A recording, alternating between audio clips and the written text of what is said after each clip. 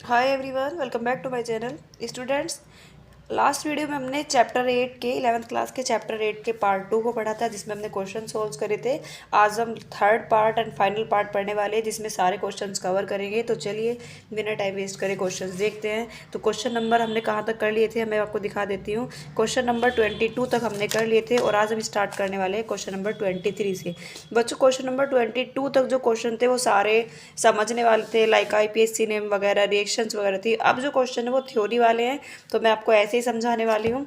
जैसे पहला क्वेश्चन क्या है, discuss the principle of estimation of halogen, sulphur and phosphorus present in an organic compound. मतलब जो हमारा हैलोजन है, सल्फर है, फॉस्फोरस है, इसके ऑर्गेनिक कंपाउंड में इसके एस्टिमेशन के बारे में बताना है। ठीक है, तो इसका आंसर आप यहाँ से ऐसे लिख सकते हैं, organic compound is heated with forming nitric acid converting element into silver halide, यानी कि हेलोजन कंपाउंड्स जो बना हमारा, बेरियम सल्फेट, ठीक है, या फिर Mg2OP2O7 which are wait.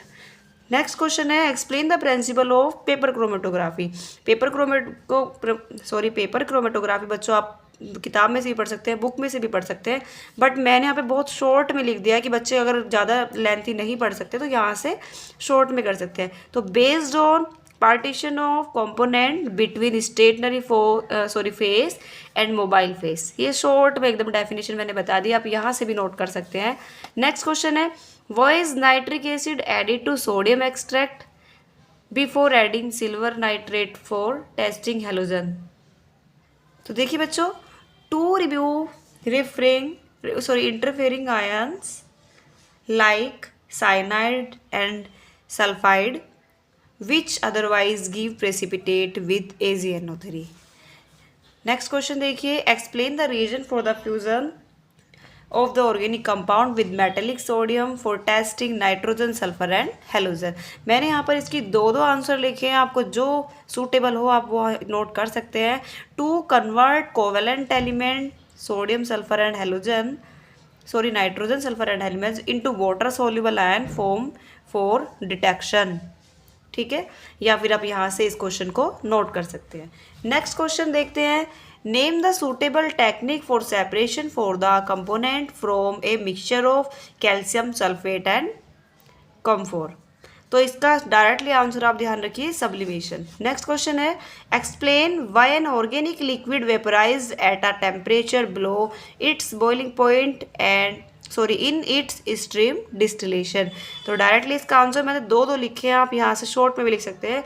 Because total vapour preserve pressure equal atmospheric pressure at the low temperature, या फिर आप यहाँ से लिख सकते हैं, steam distillation is actually distillation under reduce pressure.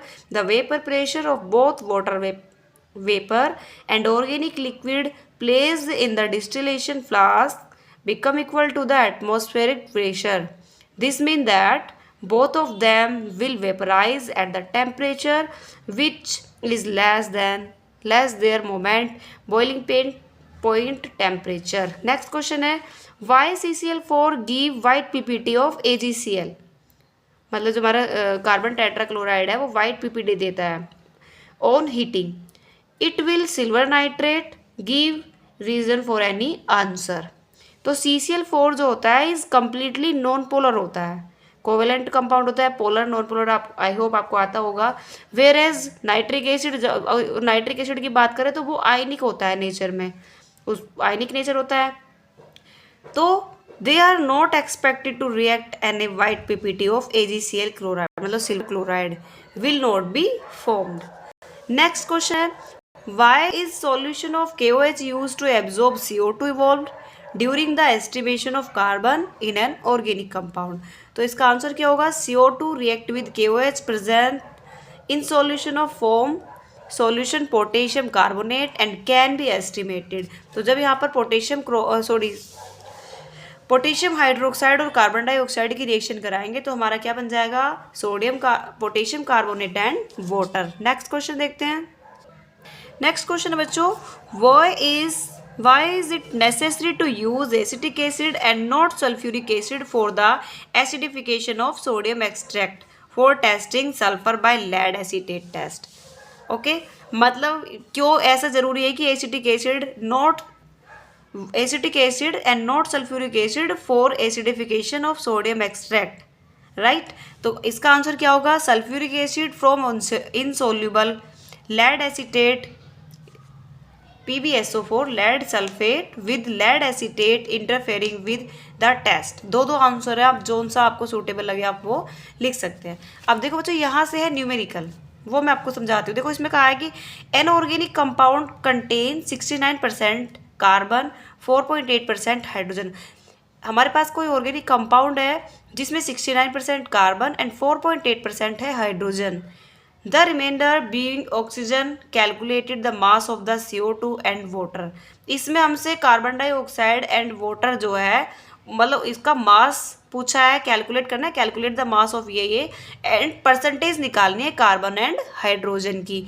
तो एक की मैं आपको निकाल कर दिखाऊंगी, एक की आप खुद से बताएंगे, ठीक है। तो मैं यहाँ पर आपको निकाल कर दिखा देती हूँ। कार्बन की परसेंटेज, वाटर की सेम टू सेम आपको खुद से निकालनी है, राइट। तो सबसे पहले क्या करना है, स्टेप 1 में हमें calculate the mass of carbon dioxide product, ठीक है। तो कार्बन डाइऑक्साइड प्रोडक्ट का मास निकालना है, तो उसके लिए हमें सबसे पहले मास ऑफ कंपाउंड का मास पता होना चाहिए। तो बता देखो कंपाउंड का मास यानी कि कार्बन का मास हमें ऑलरेडी गिवन है, वो कितना है हमारा 0.20 ग्राम, राइट। उसके बाद परसेंटेज ऑफ कार्बन, तो परसेंटेज ऑफ कार्बन कितना है 69%। तो परसेंटेज ऑफ कार्बन का जो फॉर्मूला होता है वो होता है, देखो कार्बन का यहाँ पर एटॉमिक नंबर और नीचे एटॉमिक वेट लिखना है। ये वेट जो है ये CO2 का होगा, ना कि ओनली कार्बन का, राइट। तो 12/44 into mass of CO2 by mass of compound into 100, ये फॉर्मूला है जो आपको याद रखना है। जो भी यहाँ पर हमें जिसकी भी परसेंटेज निकालनी है और उससे जो हमारा बन रहा है उसका हमें नीचे मोलिकुलर वेट लेना है, दैट मीन मास लें। तो परसेंटेज ऑफ कार्बन कितनी निकली है 69%। तो 12/44 मास ऑफ CO2 हमें निकालना होगा। मास ऑफ कंपाउंड कितना है गिवन हमारे पास 0.20 इंटू 100। अब इसको कैलकुलेट करेंगे तो देखो 44 नीचे ऊपर चला जाएगा, इसको काट पीट करके हमारा यहाँ पे कितना जाएगा 0.506 ग्राम, राइट। तो यहाँ पर हमारे पास परसेंटेज ऑफ कार्बन ये निकाल के आ गया यहाँ पर। अब नेक्स्ट स्टेप में हमें क्या करना है, हाइड्रोजन का निकालना है। थोड़ा सा मैंने खुद से किया है और आप खुद से निकालेंगे। Calculate the mass of the H2 produce, तो मास ऑफ कंपाउंड वही जो हमारे पास कार्बन का था वही हमें लेना है। हाइड्रोजन की परसेंटेज यहाँ पर कितनी दिखे गिवन है 4.8। तो परसेंटेज ऑफ हाइड्रोजन हमें निकालना है, तो वही 12/1 तो इसका वाटर है तो 18 हो जाएगा, 1/18 into mass of water by mass of compound into 100। तो वही आंसर हो जाएगा, बिल्कुल सेम टू सेम यहाँ पर आंसर हो जाएगा, राइट। नेक्स्ट क्वेश्चन देखते हैं। नेक्स्ट क्वेश्चन है, ये इंपॉर्टेंट क्वेश्चन है। 0.5 gram of an organic compound was Kjeldahl method the ammonia evolve was process in 50 centimetre cube of an sulphuric acid. The residual acid required 60 centimetre cube of N/2 NaOH solution. तो calculate the percentage of nitrogen, इसमें percentage पूछिए किसकी, nitrogen की। तो कैसे solve करना है इसको, calculate the volume of the used acid, तो अनयूज्ड एसिड की हमें निकालनी है सबसे पहले। उसके लिए हमें क्या है NaOH की वॉल्यूम पता होनी चाहिए, NaOH की नॉर्मेलिटी पता होनी चाहिए और सल्फ्यूरिक एसिड जो एसिड है उसका नॉर्मेलिटी पता होनी चाहिए। तो ये तीनों चीज़ें गिवन है एग्जाम में, राइट। तो हमारा यहाँ पर ये चीज़ होगी। तो अब हमें क्या निकालना है, अनयूज्ड एसिड की वैल्यू निकालनी है। तो volume of unused acid can be calculated by apply normal equation. तो इससे हम निकाल सकते हैं। इक्वेशन क्या है, N1V1 equals to N1V1 equals to N1V1। तो एसिड हो जाएगा और ये क्या हो जाएगा, बेस हो जाएगा। अब देखिए फॉर्मूला पुट करा तो कितना आया 30 सेंटीमीटर क्यूब, ये हमारा अनयूज्ड एसिड आया है, ठीक है। अब यहाँ पर इसको अनयूज्ड एसिड निकालने के लिए कैलकुलेट करेंगे तो वॉल्यूम ऑफ एसिड एडिड इतना आ जाएगा, अनयूज्ड एसिड इतना आ गया है और यूज्ड एसिड आ गया है इतना। ये तीनों वैल्यूज़ हमारे पास आ गई है। अब हम यहाँ से परसेंटेज निकाल सकते हैं नाइट्रोजन की। तो वैल्यूज़ वगैरह रखिए, 50% आपका आ जाएगा नाइट्रोजन, राइट। अब एक सेम टू सेम क्वेश्चन बच्चों ये है, इस टाइप के दो क्वेश्चन है, एक मैं आपको खुद से समझाऊंगी, एक आप खुद से करेंगे। तो देखिए क्वेश्चन क्या है, 0.3780 gram of the organic compound gave इतने सिल्वर क्लोराइड इन कैरियस एस्टिमेशन। तो calculate the percentage of chlorine in the compound, मतलब इतने ग्राम ऑर्गेनिक कंपाउंड है जो इतने ग्राम क्या देता है, सिल्वर क्लोराइड, ठीक है। तो सबसे पहले हमें मास ऑफ कंपाउंड याद रखना है। तो मास ऑफ कंपाउंड कितना है, मास ऑफ कंपाउंड हमारा 0.3780 है और उसमें AgCl कितना है 0.5, ये हमारा ठीक है। तो हमें क्लोरीन की परसेंटेज निकालनी है, तो वही फॉर्मूला जो जस्ट हमने पीछे रखा था वही फॉर्मूला हमें यहाँ रखना है। तो देखो क्लोरीन का ऊपर मास, नीचे एटॉमिक मास, जो क्लोरीन से हमारा क्या बन रहा है, जो भी हमारा बन रहा है AgCl, तो वो ऊपर नीचे रखना है। Mass of compound, mass of compound AgCl, mass of AgCl, mass of compound into 100। तो वैल्यूज़ वगैरह रखेंगे, तो वैल्यूज़ वगैरह पुट करेंगे तो हमारी परसेंटेज कितनी निकल के आएगी क्लोरीन की, 37.57। सेम टू सेम बच्चों एक ये क्वेश्चन है, ये क्वेश्चन आप खुद से करेंगे, बिल्कुल कोई चेंज नहीं है, दोनों क्वेश्चन सेम है। सबसे पहले लिखिए mass of compound, mass of compound कितना दिया गया है वो देख लीजिए, ये रहा। उसके बाद में लिखिए मास ऑफ, यहाँ पर हमने AgCl लिया था, यहाँ पर हमने क्या लिया है, बेरियम सल्फेट, तो यहाँ पर हमें बेरियम सल्फेट का दिया गया है, ये 0.668 है।